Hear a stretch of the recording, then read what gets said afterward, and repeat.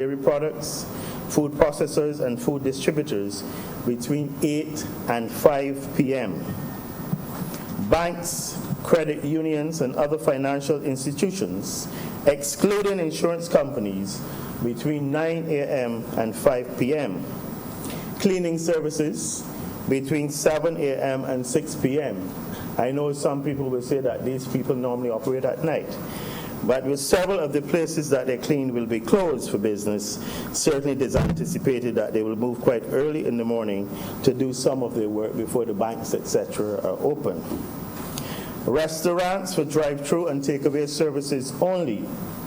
I know the Honorable Senator saw a restaurant with 4 people sitting down there eating earlier. That is that is now, but after Saturday, that will not be allowed. But for restaurants for drive-through and takeaway services, only between 11 a.m. and 5 p.m. Fuel manufacturers, fuel storage facilities, and fuel distributors will be allowed to be open between 7 a.m. and 5 p.m. And you might ask, why 5 p.m., why 6 p.m.? Because you recognize that people need at least 2 to 3 hours to get home so that they're home before 8 p.m. Wholesale, retail, grocery stores, mini marts, and village shops. And for my comrade on the other side, including rum shops, between 9 a.m. and 5 p.m. Gasoline stations between 7 a.m. and 7 p.m. Delivery services, and there are a lot of people who are advertising already in terms of delivering groceries, delivering medical supplies, delivering meals. These will be allowed to function between 8 a.m. and 6 p.m. Hotels, villas, and other rental accommodation, they can function, but they will have to exclude their gaming rooms. They'll have to close their spas, their gyms, and their discotheques and restaurants, except again for takeaway service and room service for the entire day. I've been told there's one operating sugar factory, and this will be allowed to operate for the entire day. And of course, the private vet services will continue as needed, because I know persons would want to have those services throughout the day. As it applies to government ministries and departments and statutory corporations, generally these will be open between 9 and 2. And in the public sector, have been advised to look at the possibilities of using the technology and working from home. 9 to 2, I believe, perhaps the trade unionists on the other side would ask if I meant including lunch or excluding lunch. 9 to 2 inclusive of their lunch hour.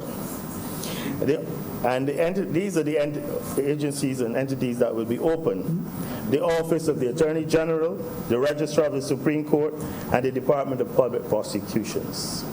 The National Assistance Board, the Child Care Board, the Welfare Department, obviously they have laboratory, the National Disabilities Unit, the National Insurance Department, the Treasury, the Central Bank, the General Post Office, Civil Aviation Department, Cabinet Office, Prime Minister's Office, the Ministry of the Public Service, the Ministry of Innovation, Science and Smart Technology, the Ministry of Information, Broadcasting and Public Affairs, the Ministry of Foreign Affairs and Foreign Trade, the Commerce Department, the Barbados Tourism Management, Inc., Central Purchasing, the Barbados Meteorological Services, the Barbados Statistical Department, the Barbados Revenue Authority, the Barbados Licensing Authority, the Urban Development Commission, the Rural Development Commission, the Barbados Agriculture Development and Marketing Corporation, the Barbados Agricultural Marketing Company.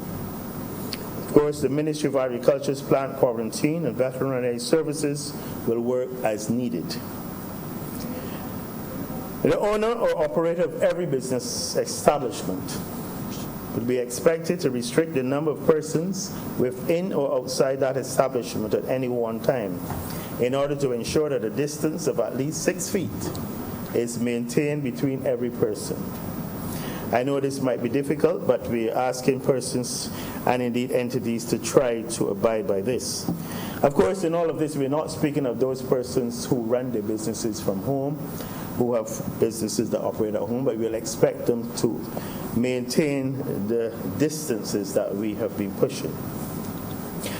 Except for the conduct of funeral services and weddings, all churches and places of religious worship, including mosques and synagogues, will be closed.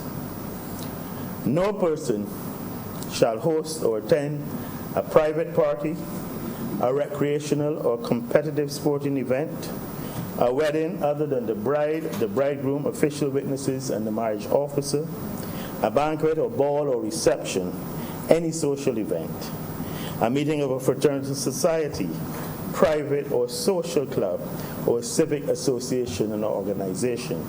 And I know some members of this honorable chamber belong to some of these fraternal societies.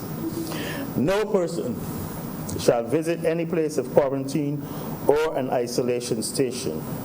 No person shall visit a prison or the government industrial school.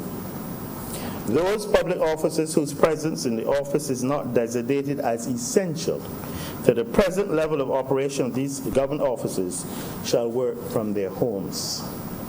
Private businesses and offices may only continue their operations where the employees can work exclusively from their homes. And this, of course, excludes the ones I mentioned earlier. Coming back to funerals, it is felt that no more than 10 mourners, one officiant, and the funeral director and the necessary staff shall attend a funeral. No more than one person at any time should visit a patient in the hospital and the nursing home facilities, or facilities for treatment of persons with addiction or dependency on drugs or narcotic substances.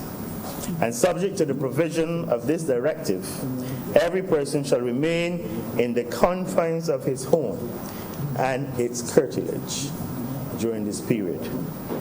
A person who contravenes this directive without reasonable explanation is guilty of an offense and is liable on summary conviction to a fine of $50,000 or to imprisonment for a term of 1 year or both, pursuant to paragraph 15.1 of the Emergency Management of COVID-19 Order 2020.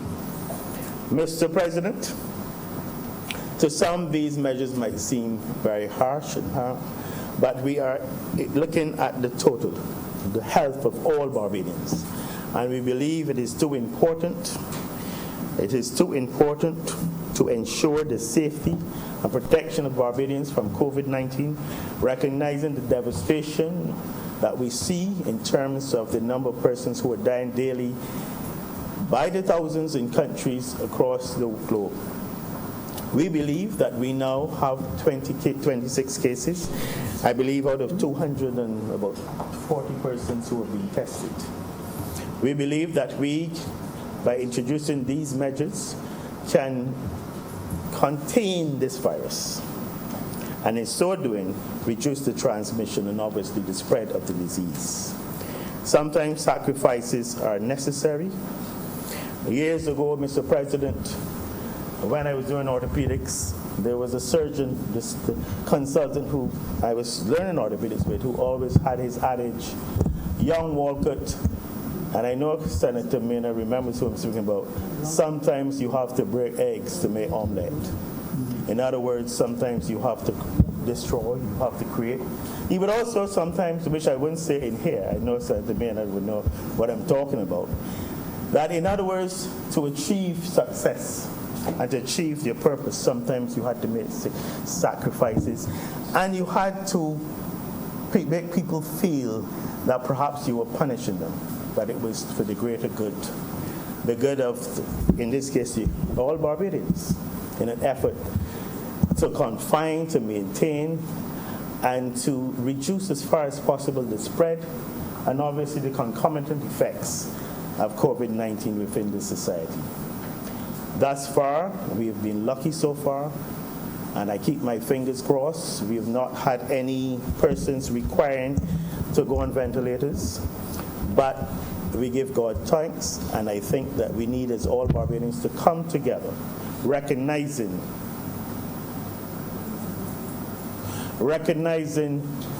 the importance of these measures. And with those few words, I beg that this bill be now read a second time. Senator Franklin. Thank you very much, sir. I don't think that this is a matter of any controversy, that these measures are necessary. Sir, I know that they're necessary, but not in this context. I don't know why we are here. The government already has the power to do all that we have just described, all the leaders just described.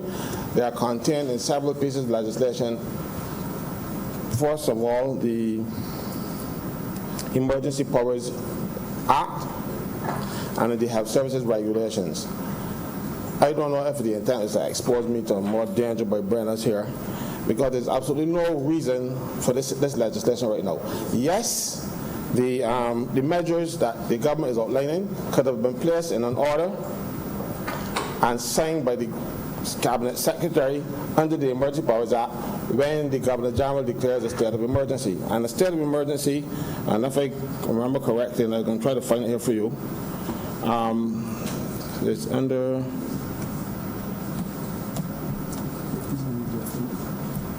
the Governor General can declare a state of emergency if,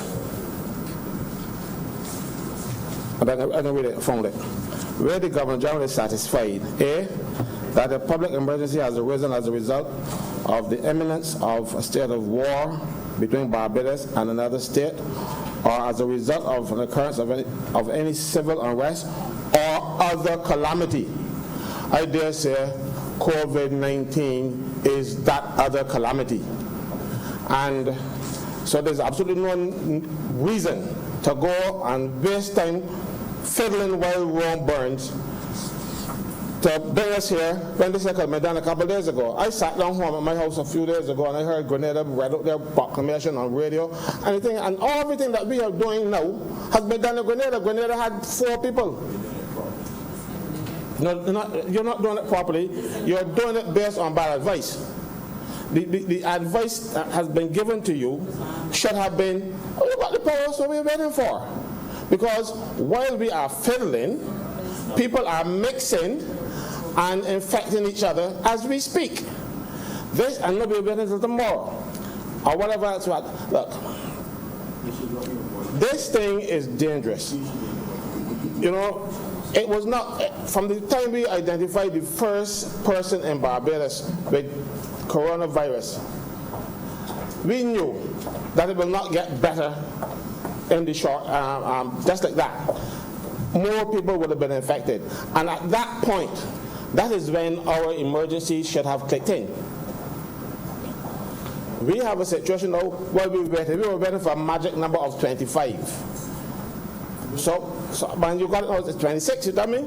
Now you have your 26, so you're going to rush it. But why 25? Why not 2? Why not like Grenada 3? You know?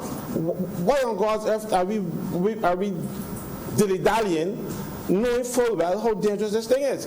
Because look, you see, the government has not taken this as seriously as it should, and the people, as a result, are not taking it as seriously as it should either, because the example should have been set up front.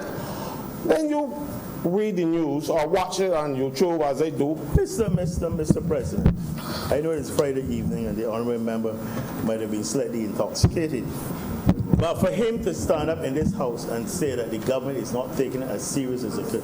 When I heard the honorable member 10, 12 days ago praising the honorable Prime Minister for the role she was playing and how the government was addressing this matter, and other members in this honorable chamber heard him say so. So to come in here this evening, Mr. President, and say the exact, it leads you to wonder about the honorable member. I have never insulted the honorable by constipation, but he probably don't suffer from it because he has better access. But I'll tell you something. I did say to the Prime Minister that I appreciate what she was doing and the consultation, whatever, and I complimented her on it. And yes, but what I'm saying, that was 12 days ago.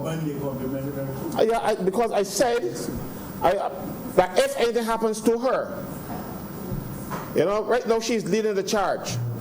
I hadn't seen her for 2 days, and I was concerned because she was leading the charge. And if anything happens to her, God forbid, she has a second 11 team behind her that would not be able to continue. So that's why I was concerned, because you other people, that's why I'm serious. It is only the Prime Minister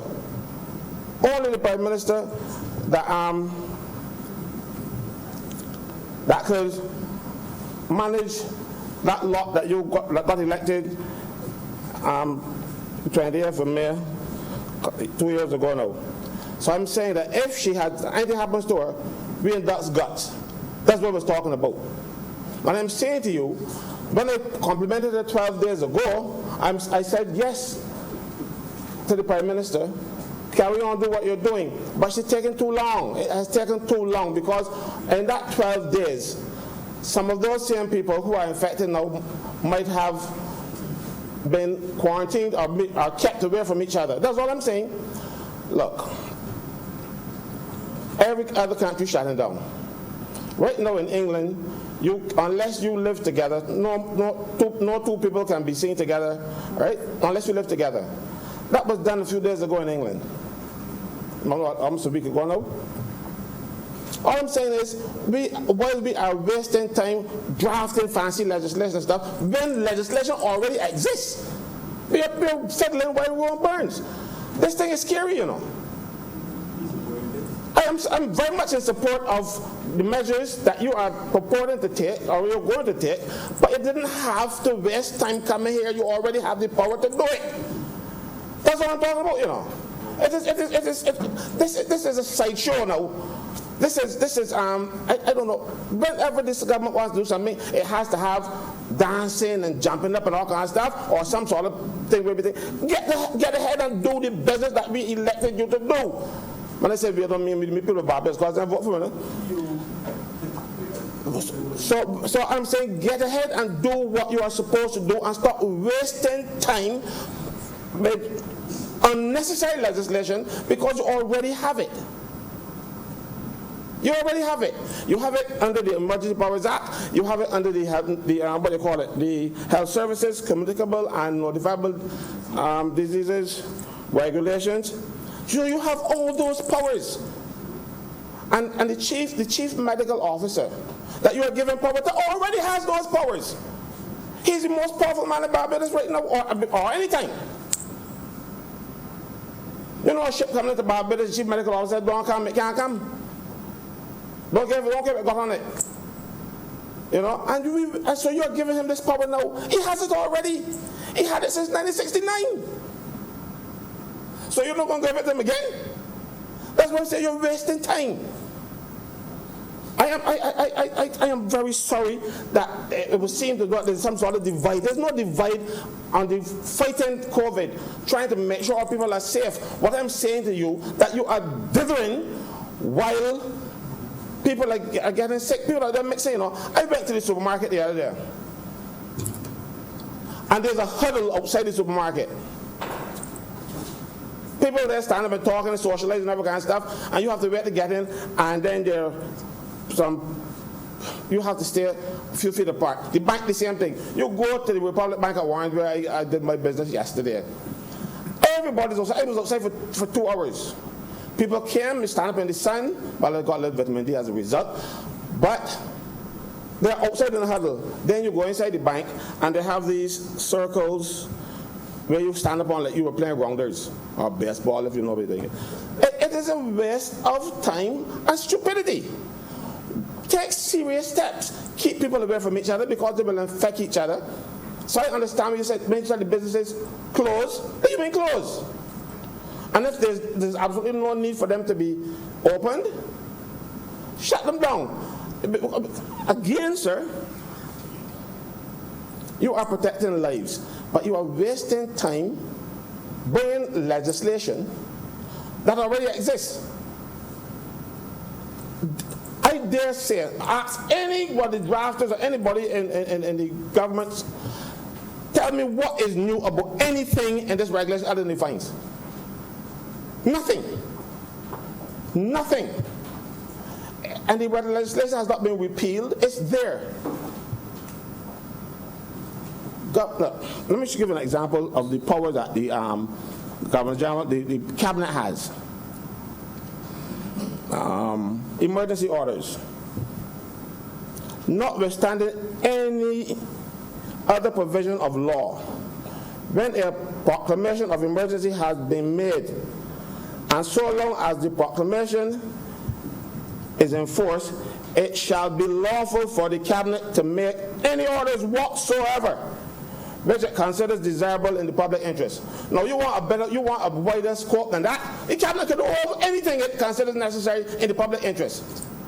So why are we here? When it says you consider the public interest is to make all legislation?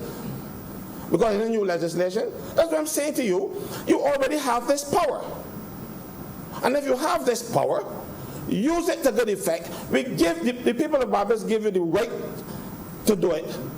Don't come out here now seeking the right again. You already have it.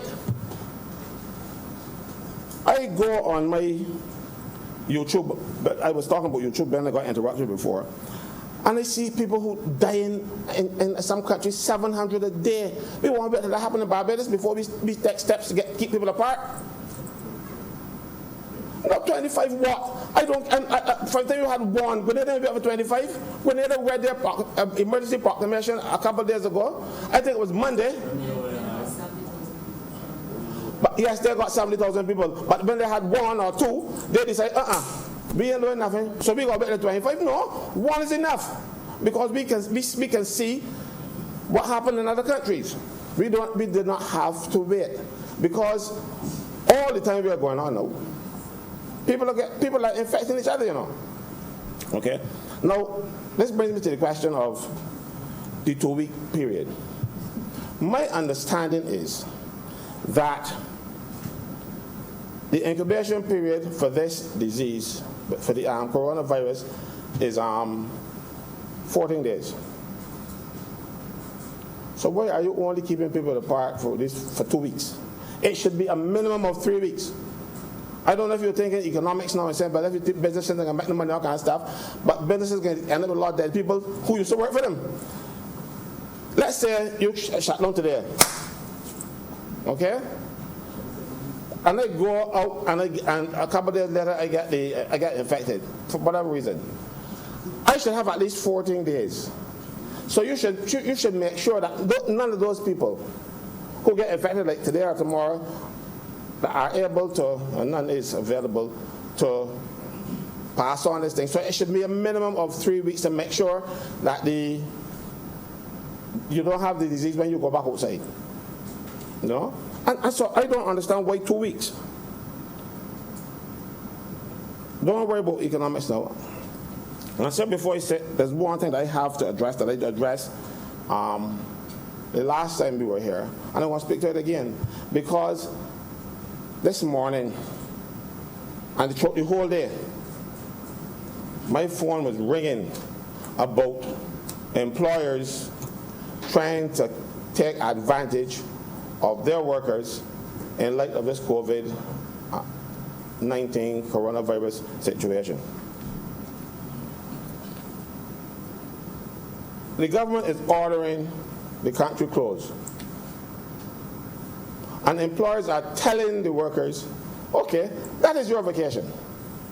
If you have 3 weeks vacation, the government closed for 2 weeks, well, you only got a week left. That is unfair, it is unreasonable, and it is illegal. They are cashing, they're trying to cash in on this COVID thing. I mean, they say they haven't got no conscience. We have people in Barbados who know they're only thinking about their bottom line.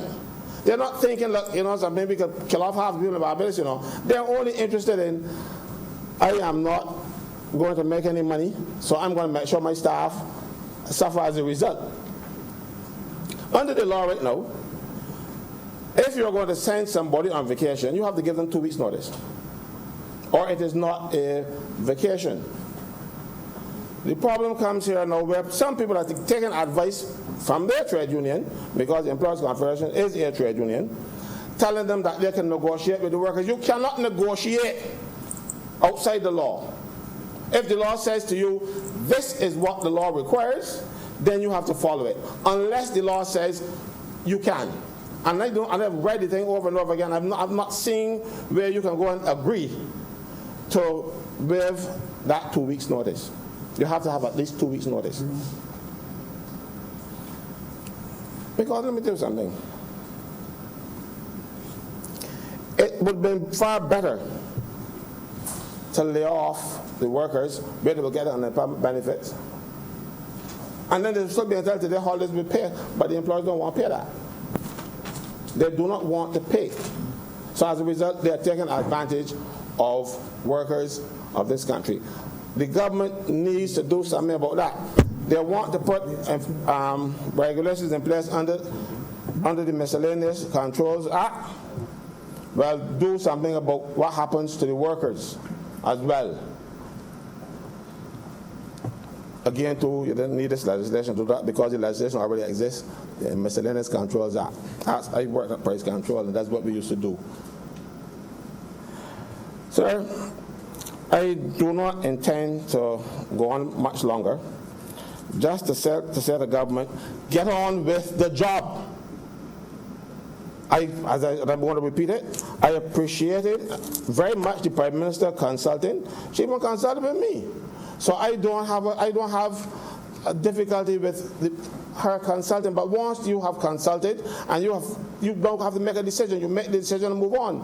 Because that consultation you're talking about took place 12 days ago, just like 11 days ago. So this is 11 or 12 days that measures can be put in place. We need those measures last week. We don't need them Saturday. So get on with the job. We elected you to do it. Man, I said we, I mean the people of Barbados. Right?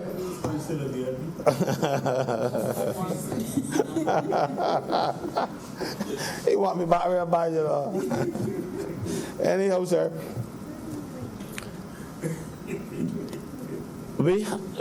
This thing that also bothers me is this voluntary, what do you call it, where they actually stay at home and you're going to do it by yourself. People have been turned up by the Labor Department saying, oh, I only got a week left. Yes. People are not taking this thing seriously. You know what I mean? They turn up at the Labor Department saying, I only got a week left because they're going to check on their claim or whatever. They have got problems, they're going to the Labor Department because they only got a week left. You understand what I'm saying to you? People are not taking this thing seriously, so the measures are necessary, and they have been necessary because that lady could have been infected, and she would have gone to the Labor Department and wipe out a whole set of Labor officers up there. You need these measures, you need them urgently, and stop with this dilly-dallying with that minor thing. I hope, sir, that the government listens and stop dilly-dallying. Thank you very much. Senator Rogers.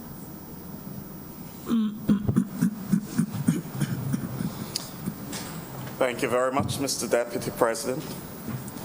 I rise just to say a few brief words on this matter, inasmuch as one of the directives coming out of this initiative is the closing of places of worship. And I know that persons would expect me to address this in this honorable place. I'll begin using a very unlikely source, or what persons may consider an unlikely source for me. That's the work of the Indian philosopher of the 19th, early 20th century, Ramakrishna, who once said, I have practiced all religions, Hinduism, Islam, Christianity, and I have practiced various Hindu sects. And I have found that it is the same God toward whom all of us direct our thoughts. And we just follow him by different paths. I point that out, sir, to make the point that COVID-19 calls us to recognize the common bond we share as humanity. and that it is not affecting persons of a particular religion and not another. And perhaps it should guide us to recognize the sovereignty of God in our lives. I, like most religious leaders, and perhaps particularly Christian ones, love the very first verse of Psalm 122.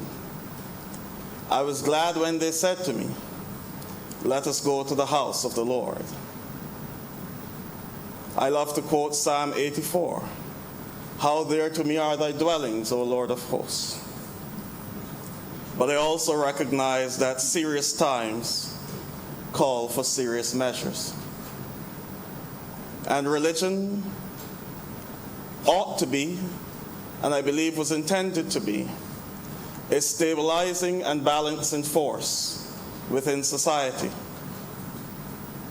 And so when the society is in crisis, when the society is going through any point of distress, it is expected that religions will rise to the fore and help to quell the fears of persons. It is against that backdrop that I will speak briefly this evening, sir. Having faith does not mean tempting faith. Having faith does not mean putting God to the test. In fact, in this season of Lent, that is one of the very passages that come to mind.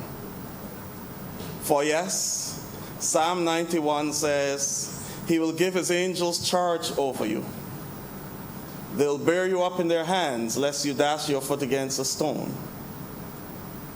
But we also recall how we began this season of Lent, reflecting on St. Luke's Gospel, chapter 4, the temptation of our Lord in the wilderness. And in the 9th verse of that chapter, Satan, the accuser, quotes that very verse. "Jump off the temple.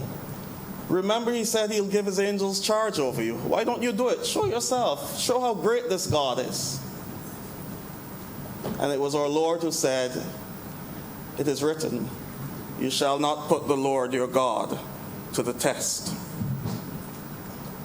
I wish to call, though I am not, perhaps, authorized to speak for any other religion or perhaps even any other denomination within Christianity, but from this place, I wish to call on all religious leaders and all religions to exercise reason at this time.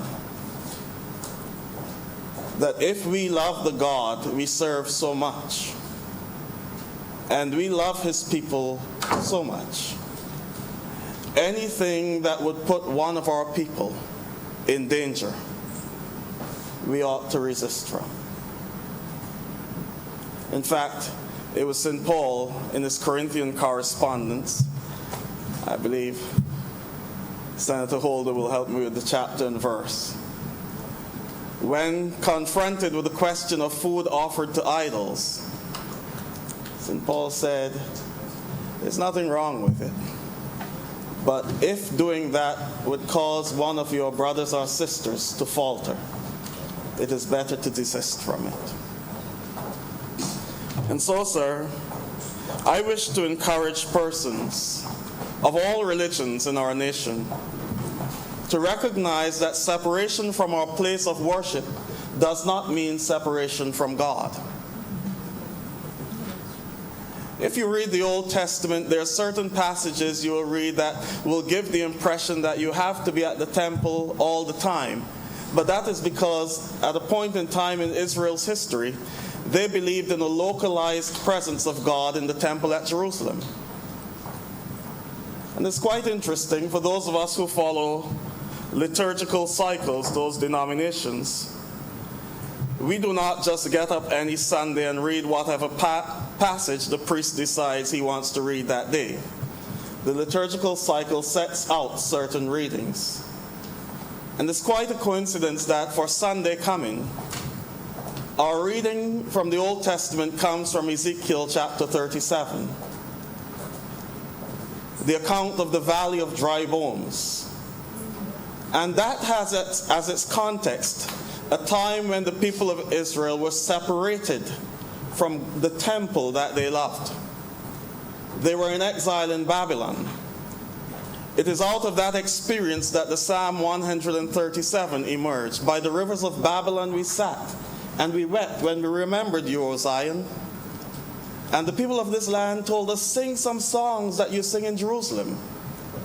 But they responded, how can we sing the Lord's song in a strange land? For them, the temple was where Yahweh lived and Yahweh dwelt. And they felt that if we are separated from that, we cannot possibly worship him. But the prophet Ezekiel had to offer hope and tell them, look, I was sitting at the river Chebar, and I saw the kabod, the glory of God, descend upon us here at Babylon. So we do not need the physical presence of the temple in Jerusalem for God to be with us. And indeed, in the passage in chapter 37, the people had felt that God had abandoned them, and they could not survive. Son of man, go and speak to the people of Israel. For they're saying that they're like dry bones. And the message was, these dry bones will live. And they did live. They returned from exile in the year 538-39 BC. And they rebuilt their temple around the year 520 BC. And they served their God. And that temple existed as a place of worship. And they went there until it was eventually destroyed around the year 70 AD. I have said all of that to say, sir, for Christians out there who may feel as though the carpet has been pulled from under them, that our God is omnipresent. And as you sit in your homes, as you huddle with your families, that God is there. And that God will listen and hear your prayers and respond to your needs. I wish to perhaps pull some good out of all that is happening here. I did say a few days ago on the social level that it was a time to press the reset button. Perhaps at the deeper spiritual level, it is a time to do exactly what Lent calls us to do. To carry out the type of introspection necessary, even as religious institutions. For sometimes it is very easy to go through the motions from one day to another.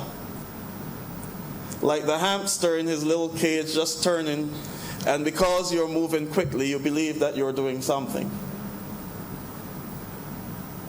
But perhaps it's a time for us all as individuals and as institutions, as families, to sit in our homes, reassess, reinvigorate ourselves, so that when this time passes, we may find ourselves to be better versions of the persons we were, better versions of the institutions that we are now, a better nation that can forge a future, not just focusing and counting material things as signs of success, but getting back to the deeper spiritual value of the other, the deeper spiritual value of humanity. I believe that this is a time that will bring at least a modicum of calm to mothers who every night are worried where their sons are. And perhaps this is a time now when those young men can sit at home and contemplate life. Perhaps it's a time for mothers and fathers who would have been worried about their young daughter, who as Charlie Pride said, was searching for love in all the wrong places. Perhaps this time at home will help her to assess her life and her value. And even as I listen to Senator Franklin there, perhaps it's time for employers to recognize that they're human beings working for them and not just statistics. I believe, sir, that in spite of all that is happening and the seriousness of what is about to confront us, this can be a moment of great transformation for us as a people. And I encourage us all to heed the advice of our leaders, heed the advice of our health officials. Stay at home. With those few words, I thank you, sir.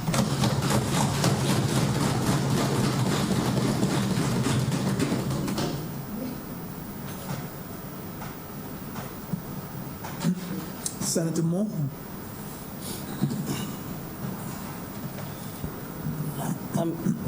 Good afternoon, Mr. Deputy President, everyone. I rise to just make a few very short comments.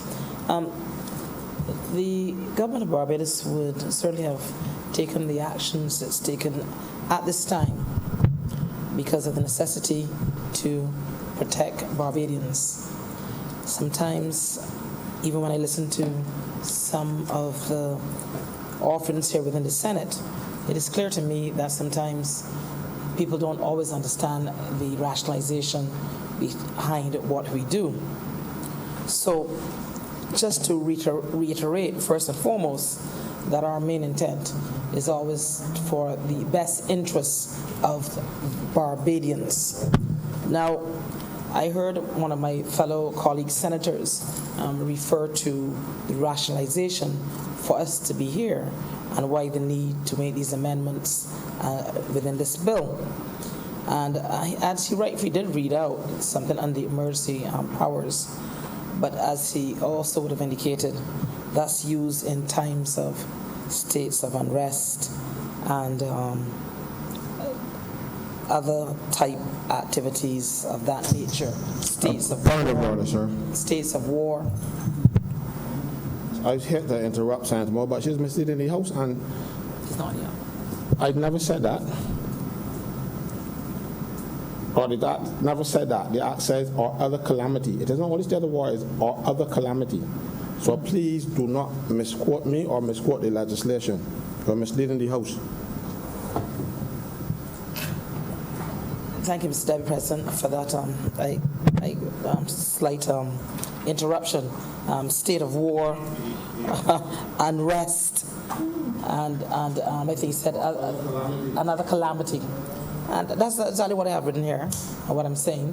But the reality is, Mr. Deputy President, as I've always said every time I rise to speak, we should never follow the examples and look at other jurisdictions and what other people do to determine what we do as Barbadians.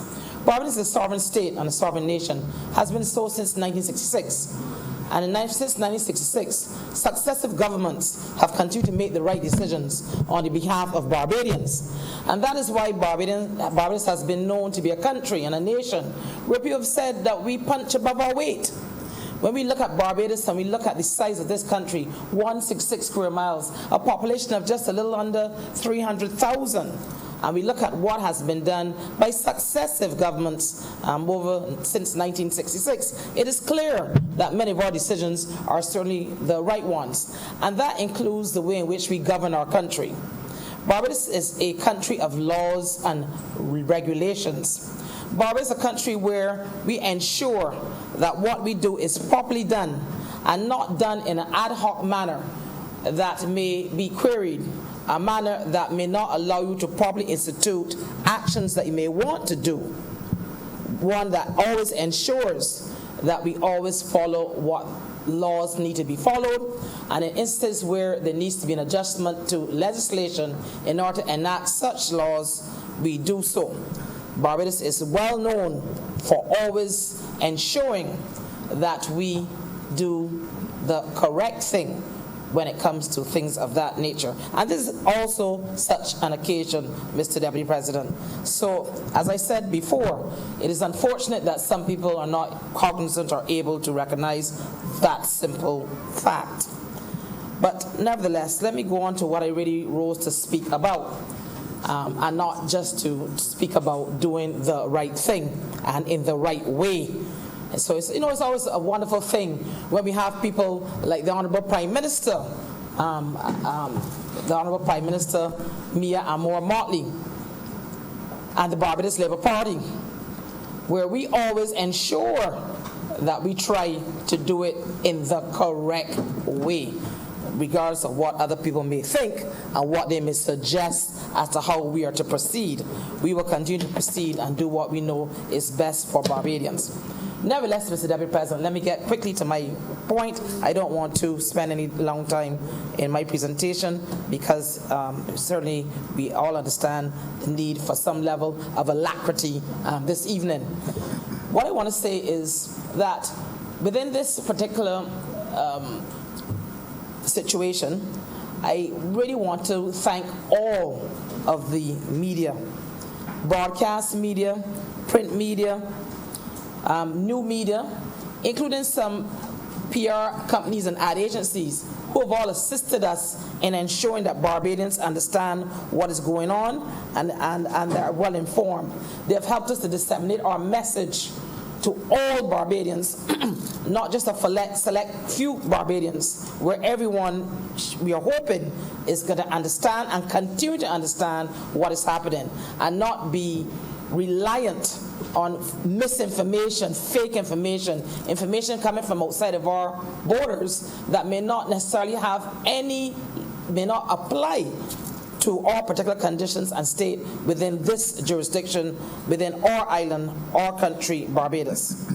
I also want to thank all radio stations. The radio stations, all of them who are carrying the messages as public service announcements. Many people will not know that when radio stations carry these messages, they're not compensated. So all that particular time that they're using in order to carry the PSAs is done and to ensure that people are informed. And I really want to thank all of them. I want to also thank the Caribbean Broadcasting Corporation, TV8.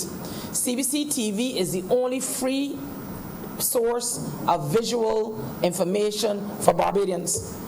I'll say it again. It is the only source of free visual information for Barbadians, CBC TV8. Yes, we have radio, which is certainly free, but TV8 allows people not just hear, but to see, and oftentimes when you're able to see something, it enables you to understand what the message that's being delivered much better. And certainly TV8 has done so and will continue to do so. Yes, we have things circulating on other forms of media. I heard someone earlier in a different time, in a different place, speak about MCTV. I know we have, Mr. President, if you may indulge me to call their names, there's Flow and Digicel, but these are all services that people have to pay for. Everyone does not have those services. Everyone does not have a cell phone that has the ability to be able to watch anything because they may not have the necessary amount of credit on their phone. They may not have access to free Wi-Fi. So TV8, once again, has always and will continue to provide information to Barbadians free of charge, where they're able to visually see and hear what is happening to them. This is not the first time that TV8 has done so, Mr. Deputy President. I think in every single instance where we've had any kind of disaster approaching or a disaster occur, TV8 has been there right through day and night providing this information, and I really would like to thank those hard-working people up at the Caribbean Broadcasting Corporation. I would also like to thank the providers that I mentioned earlier, Mr. Deputy President, for sending out many of our messages, having been condensed into a form known as SMS. So when we send out these messages, they then send them out to their clients, so they are aware of what is happening. Because some certain SMS is the ability to be able to receive the message, whether or not you have credit or not. So that's very good for us, and I would like to thank them. I would like to give a special thank you to the people from the Barbados Government Information Services, known as I think the acronym is GIS, is how people know them, Government Information Service. They have worked tirelessly day and night to put out all of these messages. I think sometimes, Mr. Deputy President, they look to see if I'm awake when they send me something, to see if I'm looking or watching. Sometimes I get it 2 o'clock in the morning, sometimes 4 o'clock, sometimes 11 at night. It varies. Whenever they're finished, they send it out right away so that they can, so someone can comment and as to what has been done by them. I don't think that people can say that they have not seen these messages. They have been done on all types of platforms. You only have to drive the roads of Barbados, and on certain roads, there are huge billboards, and in simple language, simple graphics. We have used things like all social media platforms, Facebook, Twitter, Instagram, all the social media platforms that are available to us. We've been using those to get out the message. The daily newspapers, radio stations, and of course, TV, in order for people to know what is happening so that they're well informed and that there's no misunderstanding as to what is the correct messages that relates to our country. I am sure people are watching and getting stuff from all over the world, but that does not define what is applicable to us within our environment. So I want to thank all these people who have been doing this and will continue to do this regardless of what occurs on our island as far as this particular virus and pandemic goes. Now, having said all that, I once again want to appeal and take this opportunity to appeal to the entire Barbadian public. Please, do not take fake information and use that in order to formulate the decisions that you want to make to protect yourselves and your family. Please use the information that is there and provided for by the media here in Barbados, especially the Barbados Government Information Service. Please go to their website if you have that ability. If you're driving around and you see something that has on the coat of arms or it has on the Government Information Service logo, you will know that information to be factual and true. And that is the information you should be acting on when you make the decisions for yourselves and for your family. I am sure things are happening in Spain and in Italy and in Germany and all over the world, but that is not Barbados. Our island is a specific area with specific needs, requirements, and capabilities. And why am I saying that, Mr. Deputy President? Something as simple as, in some jurisdictions, people may not have certain underlying conditions. I don't know. I do not know what the health of people living in Italy is like. I don't know what afflicts them. But I know what afflicts Barbadians. We all do. We all hear all of the risk category type individuals, and we know how many of those roughly we have in Barbados. And it's for that reason that we make the particular decisions that we make. We make the decisions based on what obtains here on this island. Now, Barbados has people in all the risk categories. They have elderly people. They have people that suffer from diabetes. It's well known that many Barbadians are afflicted with that.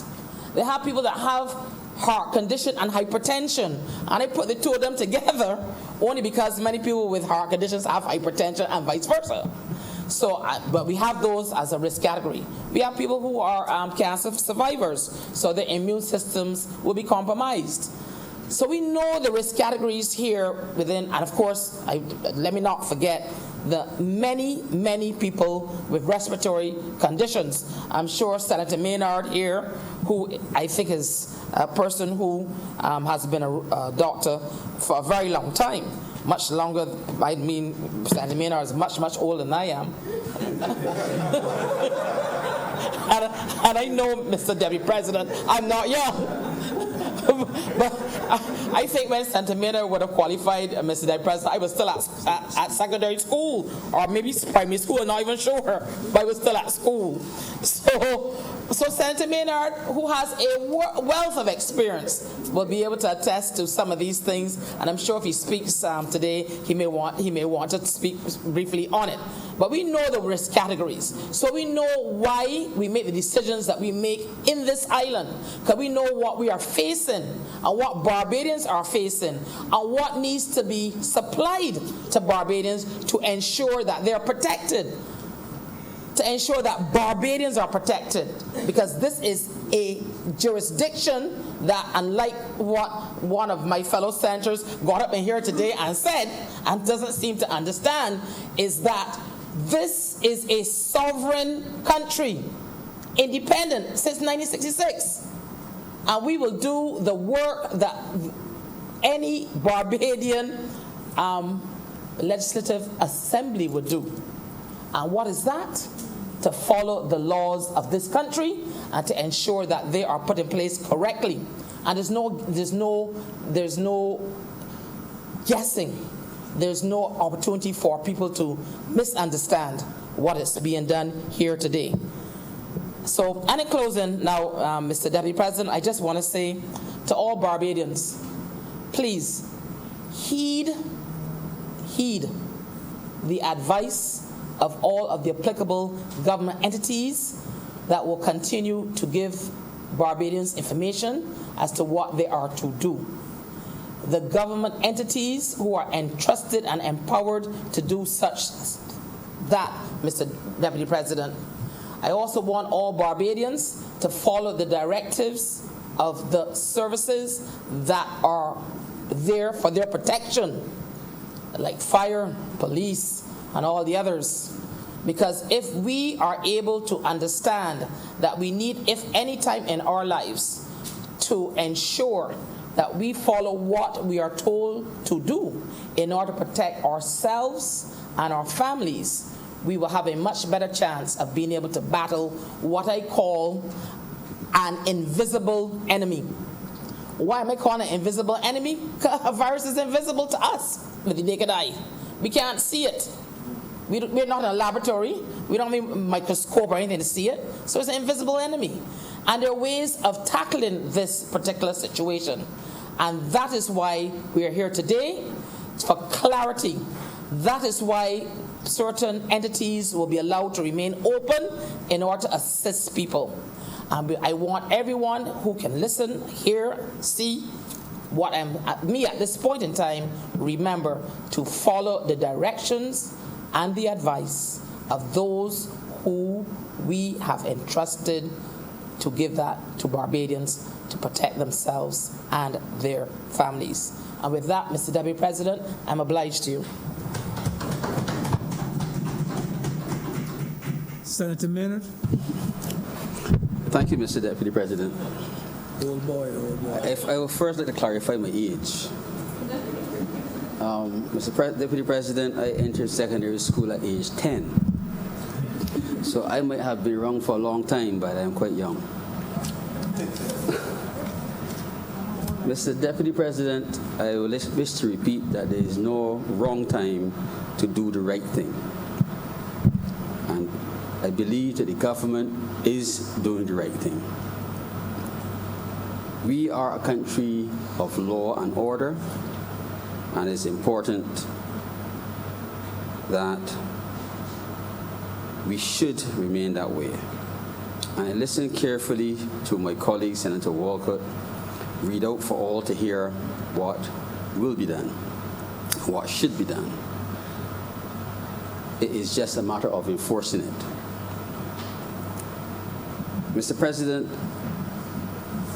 while we would wish for all who reside in Barbados to obey the instructions, all will not. And what we must recognize is that what is being referred to as the invisible enemy is indeed invisible. And for every one person, the statistics suggest that for every one person who is infected, that person infects 2.6 people. So when we see our fellow citizens in long lines outside of the banks and the food stores, huddled together, I shudder. And I shudder because I do not know, and we do not know, and they do not know, and no one knows how many people in that line are infected. And I really wonder if the length of time assigned during the day where people can move about should not have been shorter. If you give an inch, people will take a mile. And I do not know if 12 hours is not too long. We have 30 polling districts, and we may well have to, or the government may well have to come back and restrict movement to certain polling districts by day. Because if our curve takes off, it will be catastrophic. And we need to be each other's keepers. I want to make a comment about medications. Already, persons have been hoarding. And they've been hoarding, and I understand persons' fears about vital medications for themselves, but for every person who fills a 6-month prescription and holds it, it means there may be 6 people who may not get medication. And you may be hoarding medication that might be expired by the time you take it. And remember that not everyone has your interests at heart, because a sale is a sale. So you may buy 6 months of medication that expires in 3 months. And in 3 months' time, you might be taking the expired medication. But the person who desperately needs some cannot get any because you have taken all. We must be each other's keepers. Senator Rogers referred to the enlightened. And it is true that we are all the same.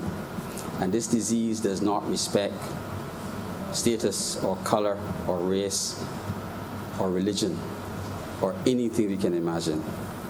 And we have, all of us, to look out for each other. Mr. President, Deputy President, I am obliged to you. Senator Drix. Thank you, Mr. Deputy President, and I will be brief given the circumstances, but I just thought I would rise to make a contribution because I have a few concerns, and they're not concerns that would necessarily lie in legislation or through some political divide, but because we are talking today about human life. And sir, I start there because Barbados has 26 confirmed cases.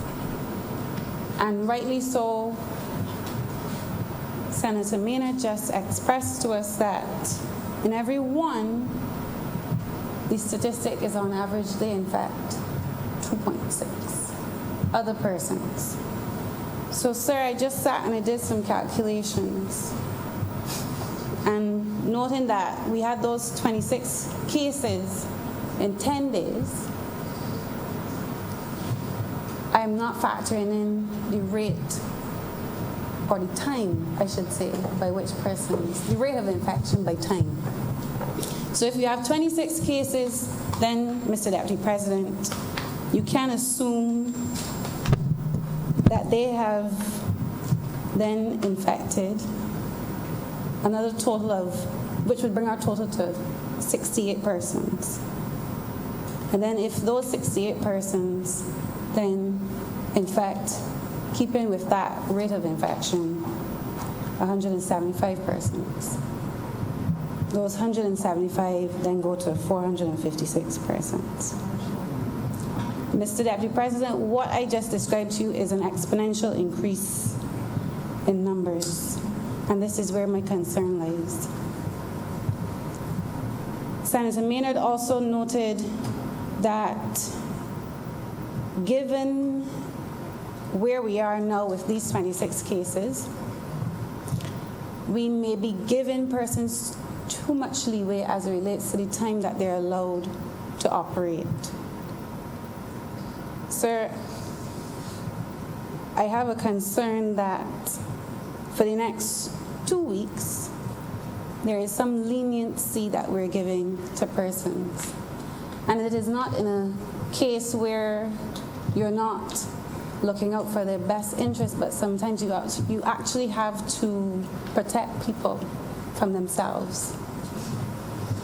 The advice that I was given from those who are in hot spots on how to deal with COVID-19 and its spread on a personal level was very simple.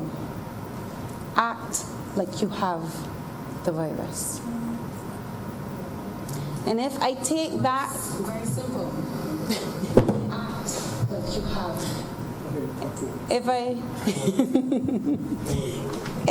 If I take that advice and I apply it to the measures that government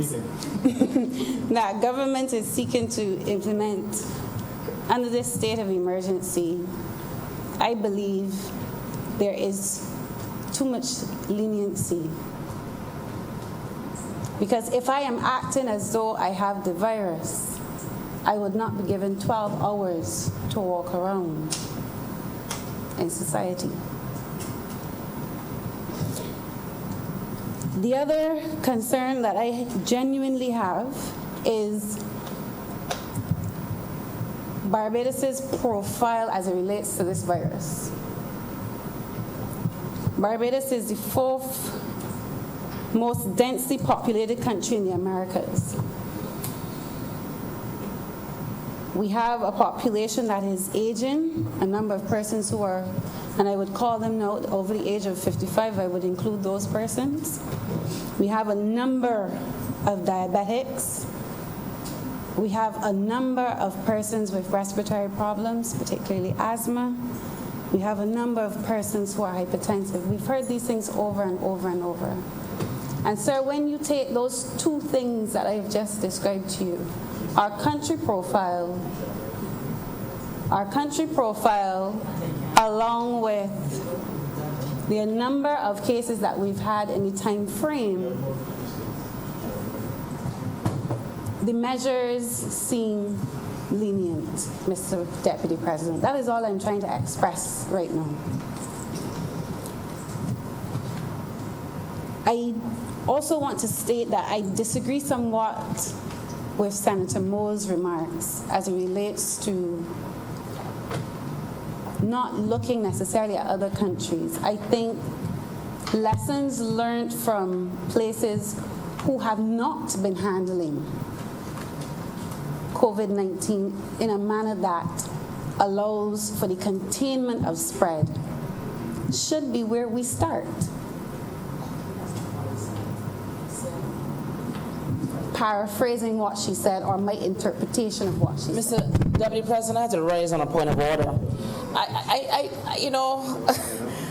Today up by Mr. Deputy President, my point of order, Mr. Deputy President, is that I did not say that. What I said, Mr. Deputy President, for her elucidation, is that my point of order is I said she's misleading the chamber, Mr. Deputy President. I did not say what she said.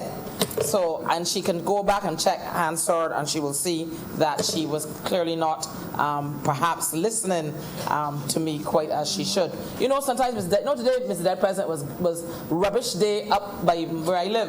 They pick up garbage on Friday, Mr. Deputy President. I know it's garbage day in here too. Sorry, Mr. Deputy President. What I really got up to say was that I said, and I'd be very clear, that we should not look at other countries in order to make decisions that we have to make every day as Barbadians. Because Barbados is a unique place. What they may be doing, Mr. Deputy President, as I explained, in other places may not be what you want to do here in Barbados. With different environment. So, Mr. Deputy President, please, she is misleading the chamber, and I would like her to stop. Mr. Deputy President, I take what the Senator has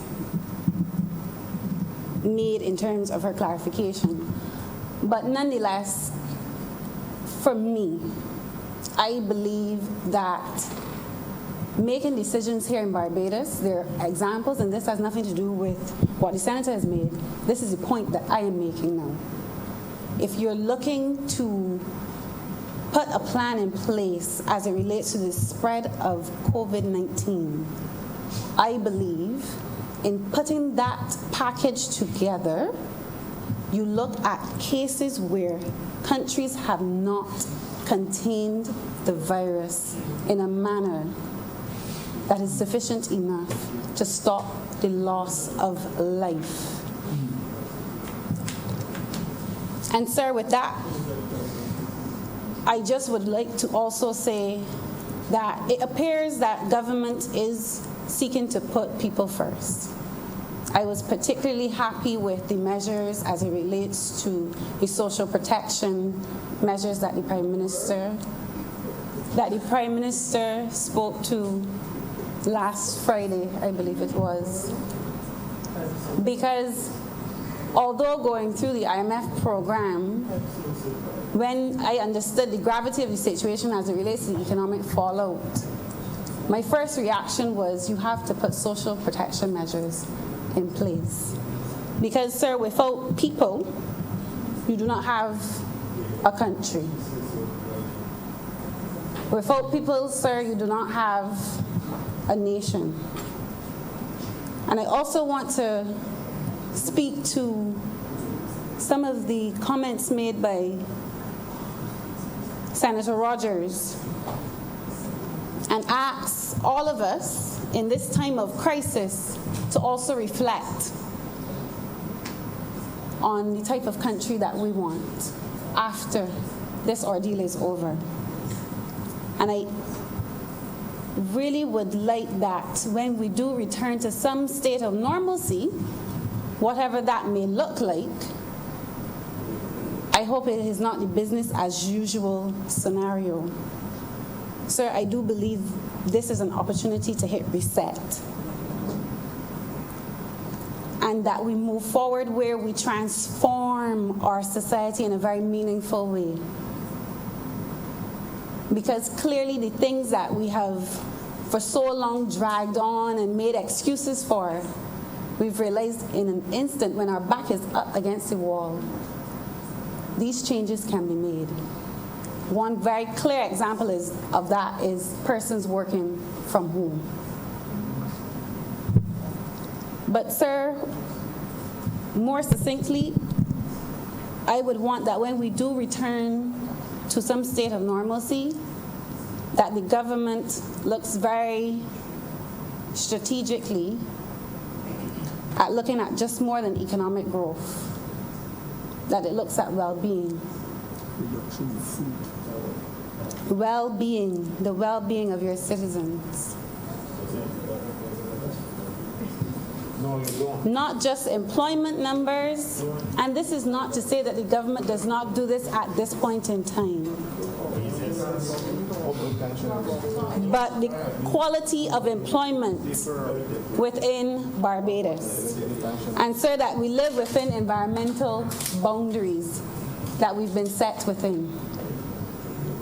So I think we have the opportunity to build something better coming out of this crisis, where we can all have a vested stake in not just the economy, but our society. And as a young person, I really do hope that those in decision-making positions take this crisis as an opportunity to hit reset for this country. So I want to stand and also say thank you to those persons who will be on the front lines and who have been on the front lines. the doctors, the nurses, the Port Authority, those at the airport, who are selflessly, at this time, risking their own lives to either keep Barbados supplied with certain necessities, caring for persons, whatever that may be. And so I also want to publicly extend prayers to this entire nation, and particularly the Prime Minister at this time, because it was acutely made aware to me in that moment when she revealed that she was going to have a procedure over the weekend. I realized how much her destiny is tied to all of us. And I realized how much her life matters to all of us. And despite it all, I wish the government well in this ordeal. I wish us all well. May God have mercy on us all.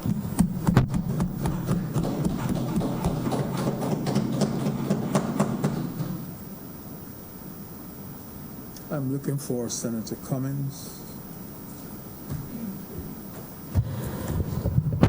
Mr. Deputy President, this is a moment where all of us rise to speak briefly, but also to take the opportunity to address the nation and to share with each other in this moment. Mr. President, I want to start by saying that there are some times when we politic. There are some times when partisanship is appropriate. There are some times, Mr. Deputy President, when grandstanding is entertaining.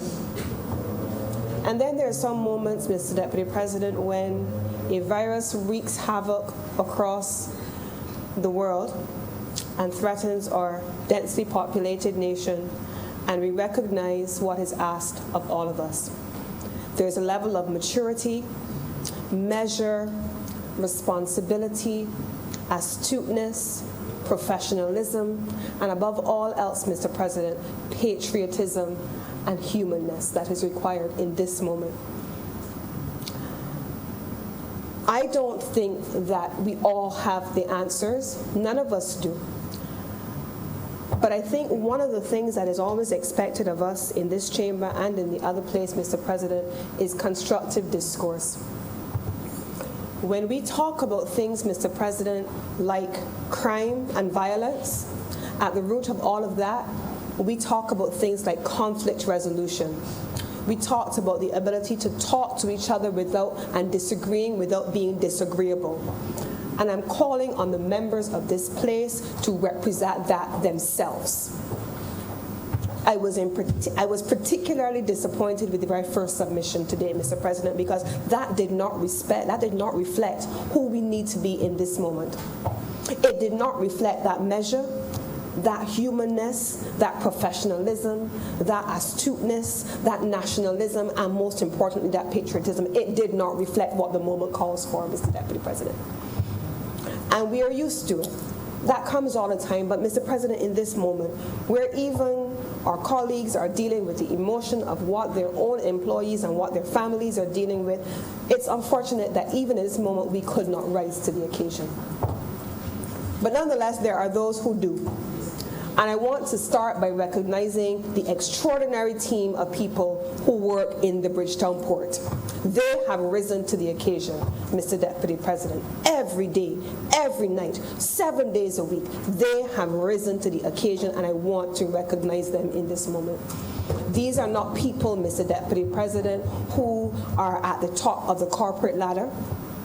These are not people who are remunerated at levels that can compensate in the event that the worst happens. These are people who are ordinary Barbadians like me and you, Mr. Deputy President, who are living every single day to look after their families and to make lives for themselves and for the ones that they love. But they're standing up every day. They're leaving their families at home, and they're coming into the Bridgetown Port, and they're servicing cargo vessels. They're making sure that the people of this country as they panic buy and as they're concerned about where their medical supplies and their food supplies will come from, they're making sure that those shelves remain stacked with the supplies to serve this nation. Mr. Deputy President, they have worked through the night ensuring that people got home off of cruise ships, ensuring that crew and passengers alike were able to fly out, and they still are working with the ships who, although passenger-less, still have a minimum number of crew members on board, and they're ensuring that things like fuel, fresh water, and stores, they're able to get on board. I want to recognize those who have risen to the occasion.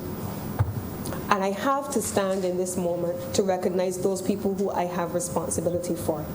I want also to say that this morning in an extraordinary board meeting of the Barbados Port, we made a determination. We are a commercial state-owned enterprise. If we don't have ships sailing, whether cargo or cruise, our revenues are severely impacted.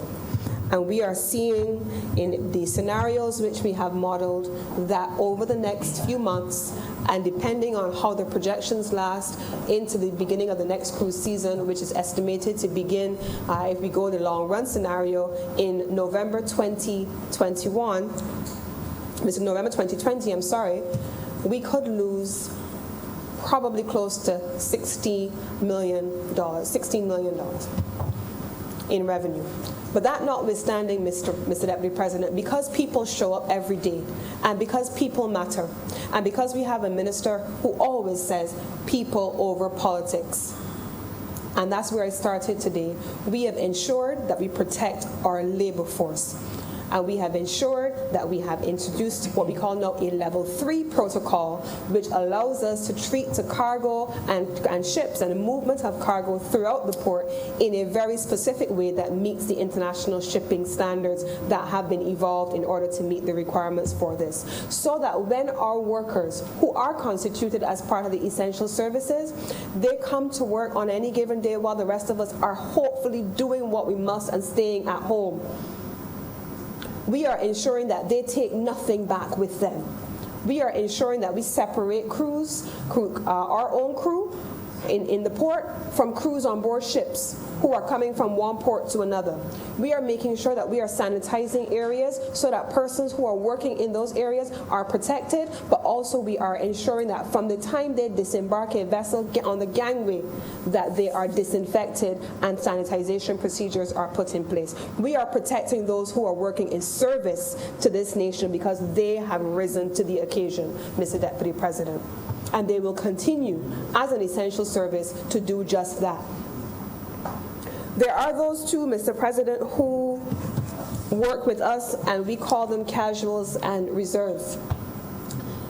They are going to be among those who are impacted because at the height of the season, whether it is cruise or cargo, those are the persons who come into the port and supplement our labor force. And the port made a determination this morning, Mr. Deputy President, that notwithstanding whatever financial challenges we expect to go through in the coming months, that we will be among those employers that will provide additional support for those who are displaced and those who are the most vulnerable. And we made a commitment that if we make $100,000 in the next few months and we lose $500,000, that we will use $100,000 of port monies to support the most vulnerable in our societies, Mr. Deputy President, in supporting the Prime Minister's Adopt a Family program. The port this morning committed those funds, $100,000, to support the Adopt a Family program.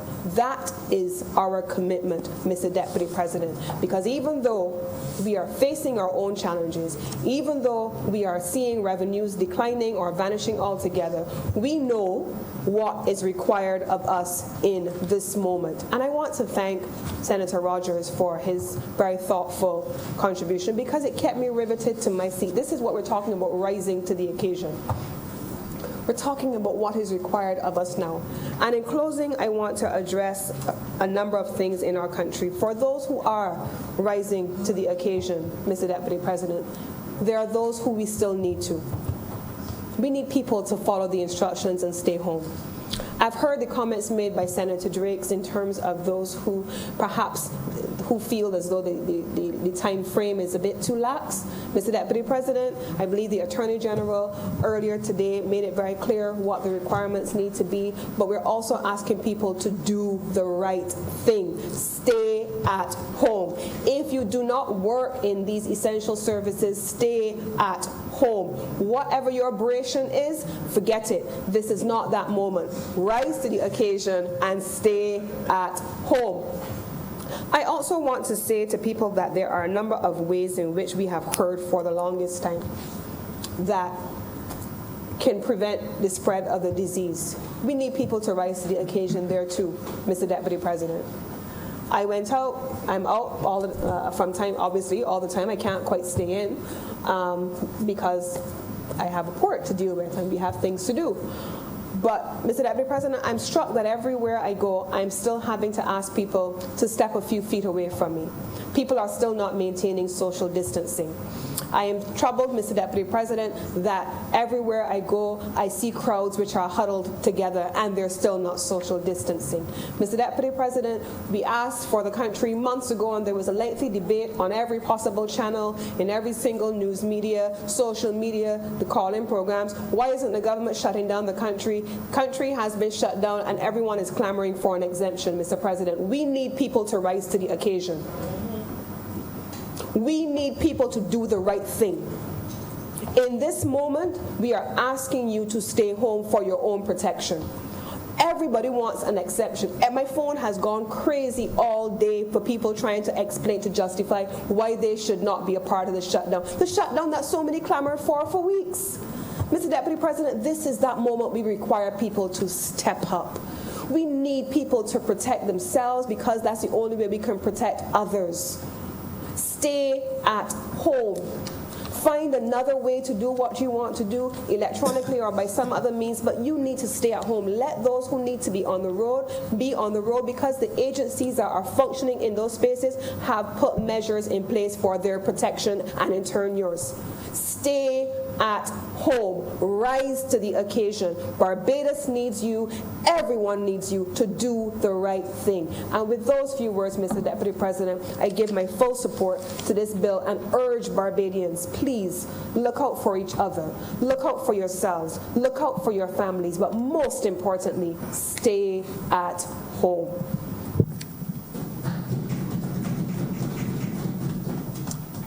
Leader of Government Business. Thank you, Mr. President. So I rise to wrap up this debate. I do so with a sense of disappointment this Friday evening. At a time when I thought that all of us as Barbadians in this honorable chamber, that there was a time, if there was ever a time to come together in support of a government which, like all the other governments throughout the world, is battling the scourge of the pandemic of COVID-19, which has chosen a modality of operation in terms of a national preparedness plan, a plan that was thought out as far back as January this year, when the government recognized what was happening globally. And the Ministry of Health put together its EOC to start working to deal with this. At that time, it wasn't a pandemic. It had been described as a disease of severe importance by the WHO. Back then, this government, the Ministry of Health, was getting together and meeting and putting a national preparedness plan in place to prepare and to deal with the eventuality of COVID-19, recognizing, unlike some members in this honorable chamber, that Barbados is not some sort of impervious balloon that once you cover it and secure it, we will somehow survive a pandemic. Perhaps very fertile thinking, but I don't know how rational. I heard, Mr. President, the honorable leader of the opposition in this chamber at a consultation, speaking clearly and pellucidly to the reasons why he supported the government's approach to the management of COVID and why we were not, why he did not support the closing of the borders. Today, I hear from the same opposition, not necessarily the same person, that the government was too lax in its approach to this matter. There is not a country in this world, Mr. President, there is not one that can tell you with 100% certainty that whatever they did in terms of managing COVID was indeed correct. Not one. But we have some wonderful persons who have some delightful imaginations, who can never support anything, who always have to criticize. I'm not saying they're in here, but can tell you that the government was too lax in their approach and that the government should have taken it more seriously earlier on. And that they should have done this. And some of these same individuals, be they in here or outside of here, would have accused the government of not knowing what it was doing if it had done that. And how would these same poor people survive if a government was vile enough to close the borders and cut off trade to Barbados? And they talk about the people that they care about, the poor and the downtrodden. And they would have prospered and done better in a situation like that.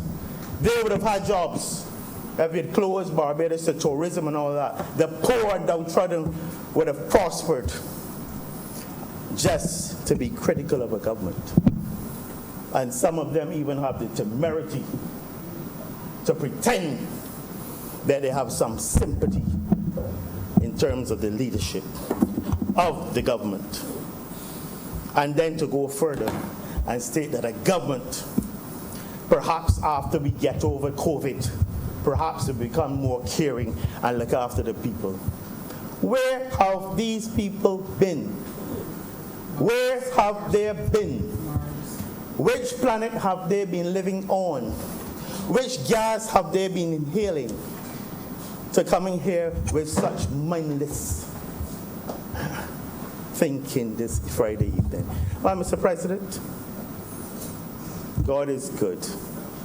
And I look across at Senator Holder and I say he is good and he's in the midst of all things. And he sees and understands things that we can't see, he sees.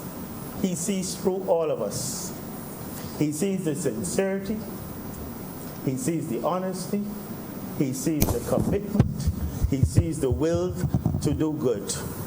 And in this setting, the members of the government, and indeed the people of Barbados, and I dare say the majority of the honorable members of this chamber, are with the government on this one.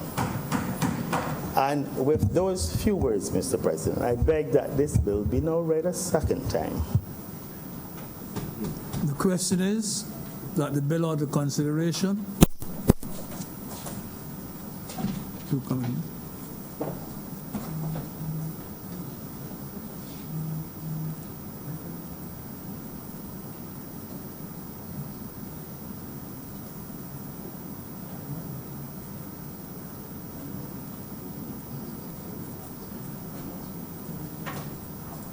Go ahead.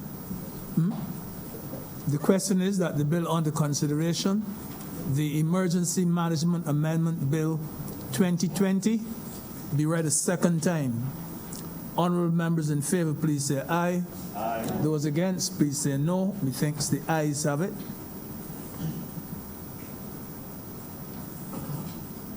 Mr. President, I beg that you know the chair and the Senate resolve itself. Sorry. Mr. President, I beg that your honor do not leave this chair and the House resolve itself into committee for further consideration of this bill. The question is that I do now leave the chair and the Senate resolve itself into committee for further consideration of this bill. Honorable members in favor, please say aye. Aye. Those against, please say no. Methinks the ayes have it.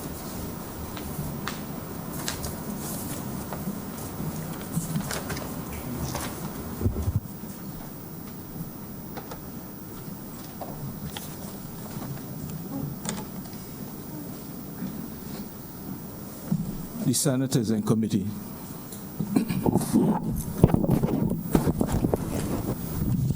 Clause 1. Mr. Chairman, I beg to move that Clause 1 stand part. The question is that Clause 1 stand part. Honorable senators in favor, please say aye. Aye. Against, please say no. Thinks the ayes have it. Clause 2. Mr. Chairman, I beg to move that Clause 2 stand part. The question is that Clause 2 stand part. Honorable senators in favor, please say aye. Aye. Those against, please say no. Methinks the ayes have it. Clause 3. Mr. Chairman, I beg to move that Clause 3 stand part. The question is that Clause 3 stand part. Honorable senators in favor, please say aye. Sir, before we Those against, vote, please. before we vote, do I stand for this? I can't recall. Just that I believe, sir, that it is worth. I believe, sir, that while we should vote on it and support it now, I believe that the Senate is imperative that we at least make a note. The clause as drafted requires that the Governor General shall order the houses to reconvene within 5 days, and I believe that that may not be something which was contemplated in terms of the intention. So if it does direct that the Governor General, that Her Excellency does call us back within the 5-day period, we would need to have some clarification. But I think it is something that we need to record and still move forward on it.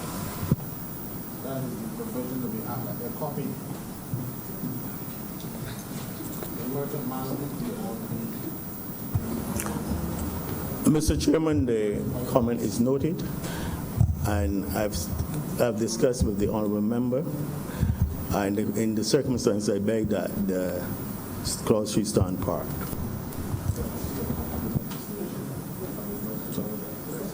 No issue with just once we have the annotation, we should proceed, yes. I'm in support of the vote.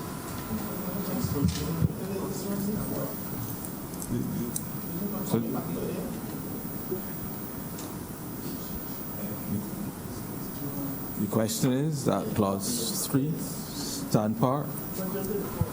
Aye.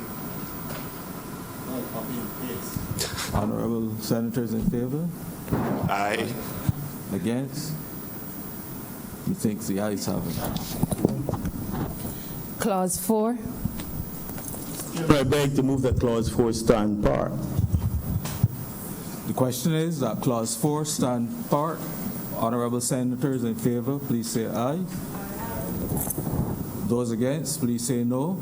Methinks the ayes have it.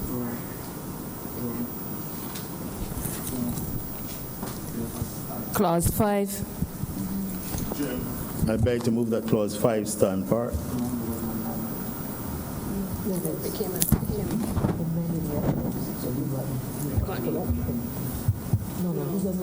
I don't have to.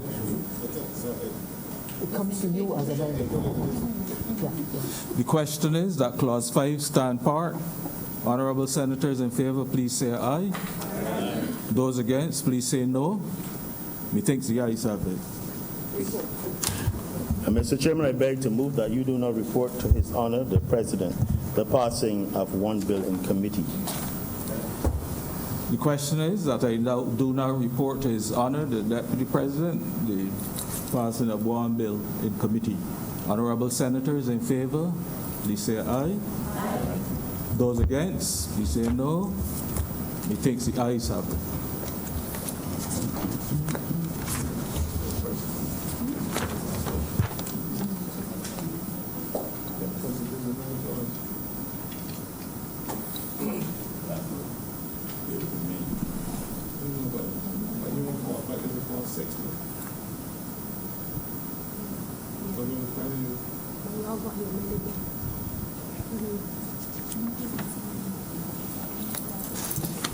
The chairman has reported to me the passing of one bill in committee.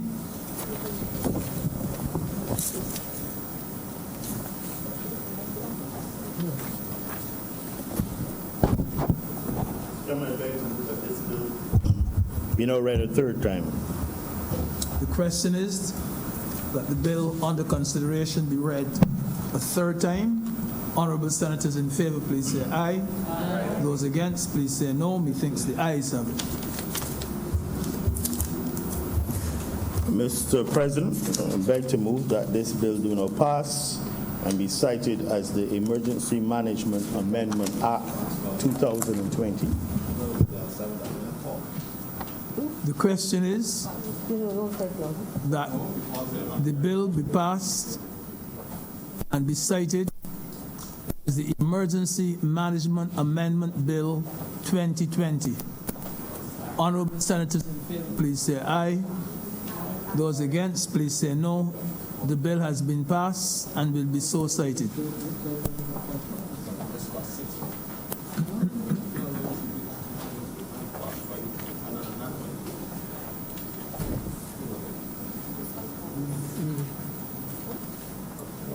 The Queen Elizabeth Hospital. Mr. Deputy President, order number 4 in the name of the Leader of Government Business to move the second reading of the Queen Elizabeth Hospital Amendment Bill 2020. Mr. President, this is a very straightforward and simple bill, and a simple amendment of the Queen Elizabeth Hospital Amendment Act, seeking essentially, we all know that the government has been preparing facilities at various facilities in preparation as part of the National Preparedness Plan for COVID-19. We have facilities in the north of the island, in Harrison's Point. We've been utilizing Paragon in terms of for quarantine and also for isolation of individuals. And there have been discussions with private sector providers, various medical facilities in Belleville. And as we prepare, recognizing that you might have cases of COVID which need to have urgent surgery. For example, a person with COVID could have an acute appendicitis and need surgery. You could also have persons in labor who have COVID, who have complications. And it is the government's fight to ensure that the QEH is protected. And in this, it speaks to the government plans to enter into, and apart from Harrison's Point and Paragon, etc., it plans to enter into arrangements with some of these entities, this private sector entity. And the amendment would allow the hospital, as in the amendment in effect in terms of designation under Clause 2 here, the minister may by order designate as part of the hospital any lands or buildings that he may think fit to be used as such, and any lands or buildings so designated shall be subject to this act, to allow the hospital in this crisis situation to have jurisdiction over Harrison's Point, over Paragon, where their main medical and nursing care and direction will come from. With those few words, I beg to move that this bill be now read as second. Senator Franklin. Mr. President, again, there's no divide on the issues. What we are trying to do is just, like I said the last time, was just the form. All right? But this one here, so I just want to make some comments because very few comments, not a lot. And it's not more concerned about the health professionals that work in these areas, that will be required to work in these areas. All right? They must be provided with the necessary equipment and supplies to make sure that their job is done with the least possible injury to them. Sometimes people come, and I'm not even speaking about the QEH because I'm speaking about all the health facilities, the polyclinics or whatever. Just 2 days ago in my office, a number of nurses from a polyclinic, and I will not call which one, I don't want to make anybody panic now, but they are in fear of their lives because they are not getting the necessary equipment and supplies.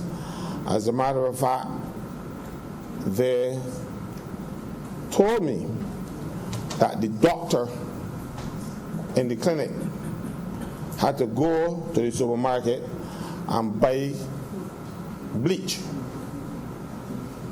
to use inside the clinic to clean out surfaces. That particular clinic did not even have the necessary basic cleaning supplies. We must make sure not only the facility at St. Lucie is up and running, but sometimes when these people turn up at the clinic, they have no idea that they're going to be treated for COVID or anything, they don't know what they have. And when you get there, these nurses will be exposed, and you cannot expose them in circumstances where they do not have the basic equipment. We also have public health nurses who go out to visit people in their homes and to treat them in their homes. And I am also urging that they are provided with the necessary, the basic stuff, and not have to buy it for themselves because they buy Lysol to take with them. This is a fact of life in Barbados today. So, you see, COVID is not the only disease that happens. All other diseases are not put on hold because we have COVID in the air. Well, they say it's not in the air, it's not airborne, but you know what I mean.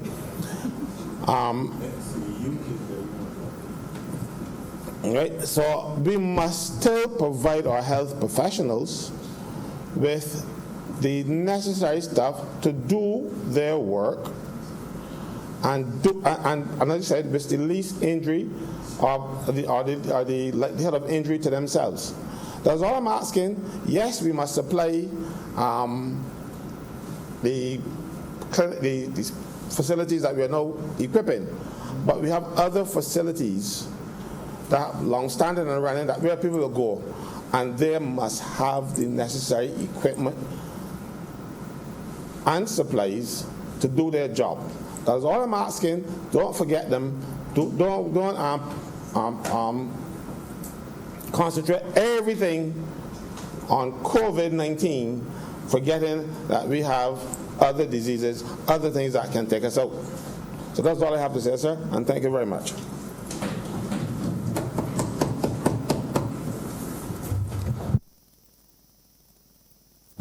Thank you, Mr. Deputy President. I will be brief. Mr. Deputy President, what we need to be certain of is that the lines of communication for all are open. And we must not be afraid to use telemedicine. And there has been a change in the legislation. Telemedicine. Yes, Mr. Deputy President. The day has come when persons, because of pre-existing illnesses and possibly symptoms that might suggest COVID-19, people should be able, with available technology, cell phones, to call a friend, a doctor, and speak to them, and possibly share information. So one doesn't have to arrive at a house at 6 in the morning to find out that you might be at risk if you went in, if you made a phone call. I'm not suggesting that everyone has a phone, but we have to use the available technology. And it is important that all persons who are participating in this war be issued with the essential and necessary protective equipment at all levels. There's no point trying to save persons who have unfortunately contracted the coronavirus, but losing important staff, whether you are a driver of an ambulance or a doctor. So we have to make sure that what we said earlier about being our brother's keepers is real. And that applies, Mr. Deputy President, not only to the doctors and nurses, but the patients thinking about the doctor who will come or the nurse who will come. We have to be, I notice Senator Holder is smiling, we have to truly be our brother's keepers. Enough can't be said. I think that hopefully when this is over, we would have learned. I pray that our curve will never take off. But the only way to flatten the curve is just everybody is aware. And just like Senator Franklin said, everybody appeals on behalf of everyone else all the time. And we have to be thinking about the other person all the time. Mr. Deputy President, I'm obliged to you. Senator Haynes. Good afternoon, Mr. Deputy President and colleagues. I will not be lengthy this afternoon because I had the opportunity to speak to COVID already for the week, but I just wanted to speak to a delicate balancing act that has to go on. On Monday, I would have spoken to the balancing act that any decision maker around the world has to take right now, where they have to juggle the responsibility of people's lives and livelihoods and weigh it against the greater national interest in the face of a public health crisis. Another balancing act that is going on from country to country is that of balancing the caseload of diseases against what is being called capacity. Some may have heard the term flattening the curve. It basically is, it's probably going to be the phrase of the year for 2020, flatten the curve, flatten the curve. Basically what that speaks to is ensuring that the number of cases at any point in time does not exceed the ability of your particular healthcare system to deal with the cases. And as I alluded to on Monday, we've seen the cracks start to show in even the most sophisticated health systems in the world. In the Barbadian context, we've seen efforts being made from as far back as January, not only to identify, but to build out capacity. So everyone would have heard of the Enmore facility, the Enmore isolation facility, which is a specialized care facility which is intended to look after people who are sick and require medical attention. 6 beds there. Capacity at the BDF Field Hospital. Also capacity at the Edna Nichols Center in St. Lucie. Harrison's Point, Paragon. Efforts have been made from about 3 months ago to identify and also start to build out capacity. And this is something that is crucial and that people really need to understand. Because let's say case in point, we look at New York City. I read an article this morning that spoke to the fact that the Javits Center, which is a 1 million square foot facility where my sister and her husband went to see the International Automotive Show, being converted now to a makeshift hospital, a 1 million square foot facility being converted to a hospital. We saw a makeshift morgue being set up in a tent in the middle of New York City. Just an indication that what this country faces in the coming weeks has to be taken with all seriousness. The statistics indicate that yes, most cases are mild, but we still must be able to treat to those who develop severe or critical illness. Indications are that what we call the ventilatory capacity, basically it's a respiratory illness, so should your lungs fail, you might need to have a machine to help you to breathe. People who contract COVID that fall into that critical risk category are typically spending 3 to 4 times longer on a ventilator than for normal illnesses. To that end, I'm very, very pleased at the approach that the government has taken in not just identifying capacity and actively building out capacity. From what I've been made to understand, workmen have been down at Harrison's Point from about 2-3 weeks ago, working around the clock, 24/7, From the first time that the Prime Minister toured the facility, I understood that within 24 hours, both the light and water were put back on. So there's tireless work going on that end. And in addition to that, resources are being identified, not just financial resources, but human resource capacity. Because what is a ventilator if there's no one to operate it? So I was also very, very heartened to hear that the doctors who, like myself and Dr. Maynard and Dr. Walcott, who are familiar with the challenges that our health system faces, can look forward to getting some support from Cuban healthcare workers. I don't want to be lengthy, but I want to take an opportunity to commend the staff, all levels of staff in healthcare, because often we think of doctors and nurses. There's ancillary staff, maids who have to go clean the floors, wipe down the bed railings. You know, this public health crisis is also helping us to kind of recontextualize how we see work, because in the bill that passed not too long ago, garbage men, garbage collection, supermarket workers were just deemed as essential services. So all work matters.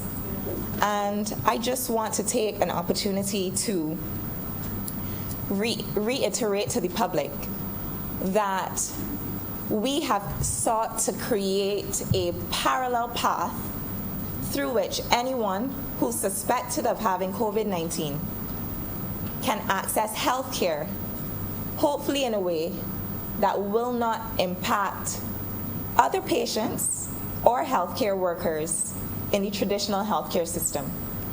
If you have signs or symptoms of COVID-19, the ideal thing to do is to call ahead, whether you call your doctor, whether you call A&E, or you call a private emergency facility. Just don't show up. Call first, especially if you have respiratory symptoms.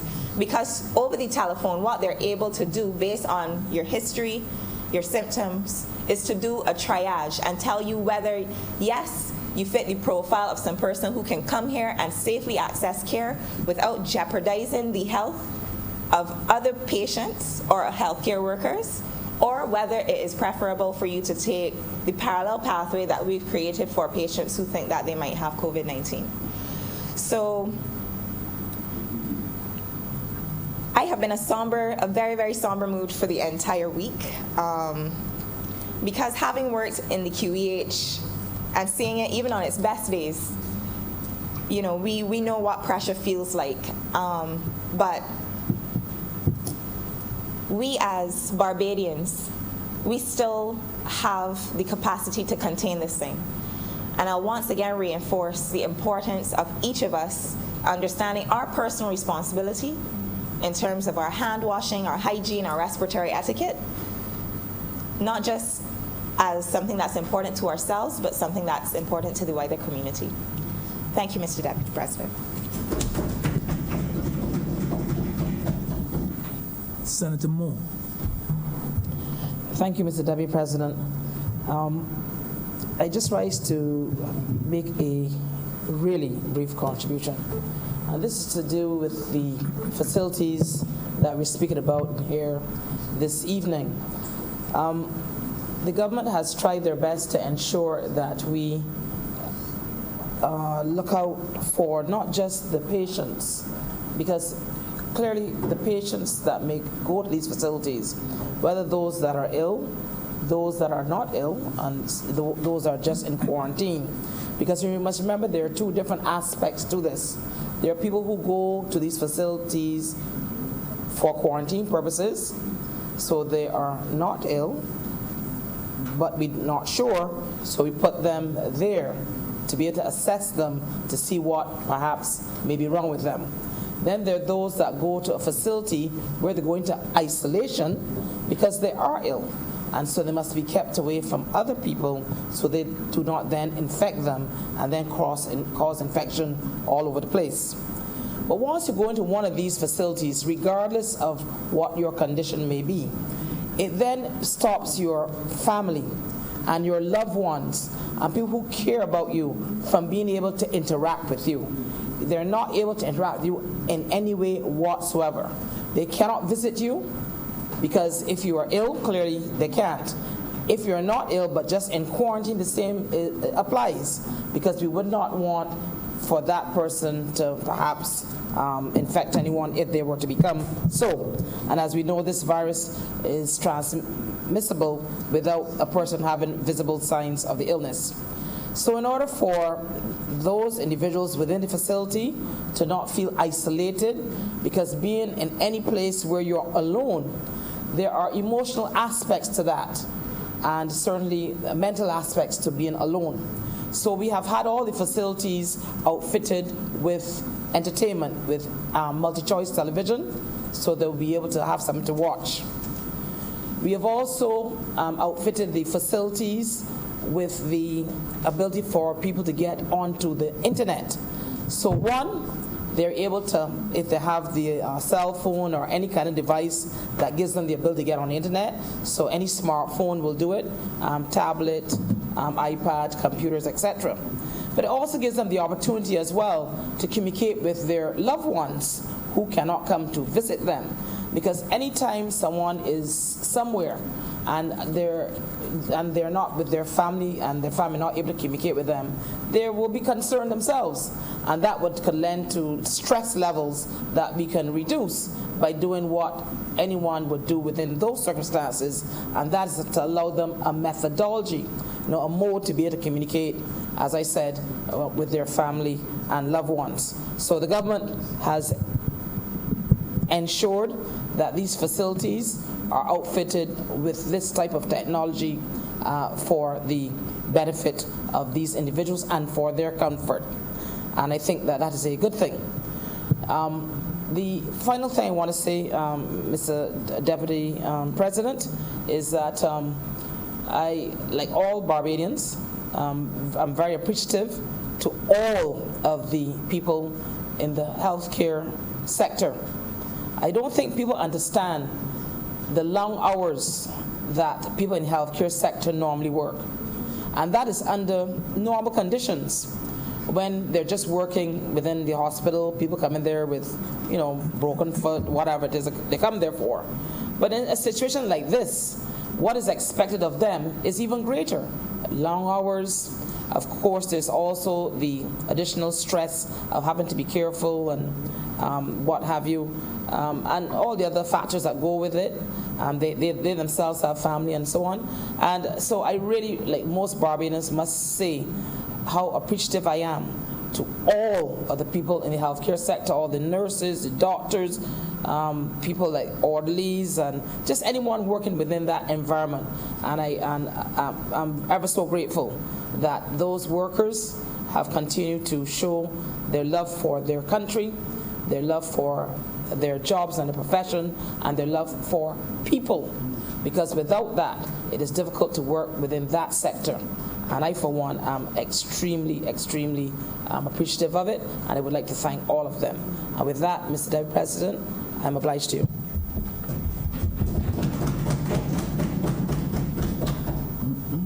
Leader of Government Business. Thank you, Mr. President. I want to thank honorable members for their contributions in this short debate. Just want to assure the honorable leader on the other side of the opposition that government is mindful of his concerns, and indeed we're making provisions. We've received some of the protective clothing that we've required, and we've ordered a substantial amount of it, which we expect to come within the next coming weeks. I don't know how we would have fared in getting it here if we had indeed closed our entire borders to everyone else, as had been suggested earlier by an honorable member. Mr. President, I don't want to go over what we've said. I think everybody recognizes what is being done at these facilities and government's commitment in terms of the outfitting of these facilities and providing equipment as we need it. As was said earlier, we're going to be we've had discussions with the Cuban government in terms of the provision of nurses and medical personnel to assist us in the not too distant future. I also want to add my special commendation for those